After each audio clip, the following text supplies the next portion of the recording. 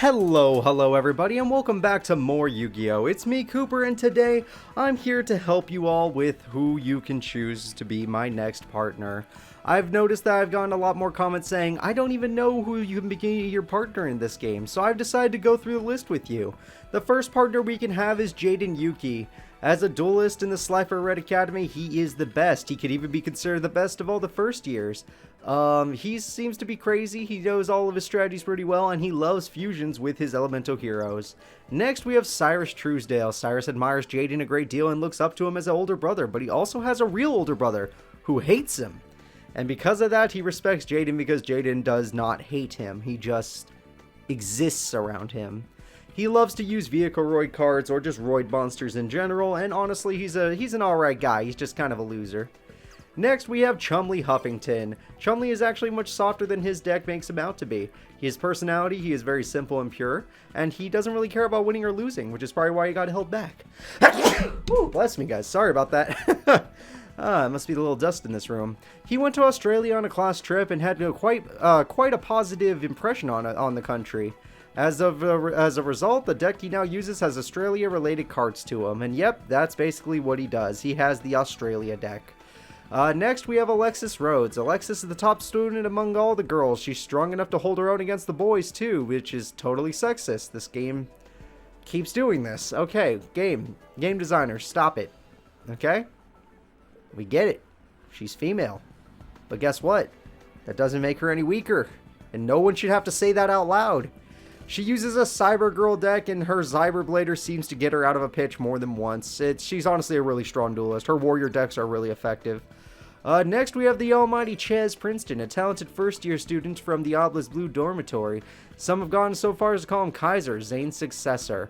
Youngest of the elite Princeton group, he is considered a very high standing as a duelist. He actually starts out like a dick, and then becomes a funny dick, and then becomes an even funnier loser, and I think that's great. Then we got Bastion Masawa. Bastion is a brilliant student here and top scorer at the Academy entrance exams. He's an open-hearter. He doesn't think about people as inferior. He just thinks that his strategies cannot be beat. He's all about the math, he's all about the science, and he's all about getting forgotten about. He has 6 different attribute decks, but really he just likes to focus on 1 or 2 of them. He's a healthy kind of guy. Zane Truesdale is not allowed to be chosen because I've already teamed up with Zane. So let's move on to Duelist 2. Yes, you can pick from the Tier 2 duelists as well as the Tier 3 duels, which is just everybody in the game. So ignore all of these unless you really want one that you know about. That's fine. We're going to go into Duelist 2, though. We have Velian Crowler.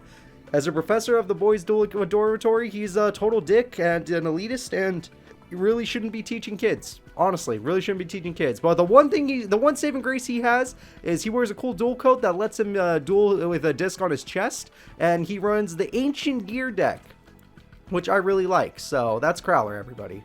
Then we have Banner. Banner is a professor of alchemy and head of the Slifer Red Dormitory. He respects the Slifer Reds, and he likes to do trips with kids into the abandoned dorm, just letting you know that ahead of time. He has a fondness for cats, and his deck is pretty interesting. He likes to do remove from play cards. Next, we have one of the Shadow Riders, Tanya. That's right, you can choose a Shadow Rider as a partner. Tanya is a member of the Shadow Riders. She's trying to go after the Spirit Keys. Her personality is that she's kind of nice, but she's waiting to find a person that could beat her in a duel. She loves her powerful cards, and she runs a total Amazonas deck, which is pretty good. Next, we have Don Zalug, leader of the Shadow Riders, and he likes to use the Dark Scorpion, leader of the Dark Scorpion gang, and he likes to use the Dark Scorpion cards in his deck, which are decent. They like to remove cards from the deck and from the hand to the graveyard. Next, we have Abidos III, an expert duelist in Pharaoh who hasn't lost a single duel in 1,000 years, which is a total lie, because if you look at that win-loss record, he's lost 2 duels. He's lost 2 duels, to me. His deck is like old school Pharaoh cards, so he's got some interesting stuff. We have Amniel, totally not Professor Banner. Amniel is the true form of Professor Banner. He runs the alchemy deck. Yeah, he runs an alchemy deck. And then we got Kagamaru. Kagamaru is the chairman of Duel Academy. He founded the academy in order to round up talented duelists, just so that he can resurrect the Sacred Beast cards, just so that he can obtain immortality or eternal youth, because this is what he's supposed to look like. There you go. And this is him in a chamber. There you go. Alright, so... Oh, and I forgot about Damon. We also have Damon. Former Anomalous Blue student, he excelled in studies but had a weak drawing technique. This week, I don't understand drawing technique either. I guess that means his deck did not have good draw power.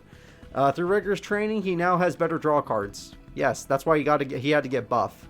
We also have Jasmine, a fangirl a fan of the followers of Alexis. She's the go-to girl for information about the academy, mainly gossip, and keeps Alexis updated on the latest happenings around the campus.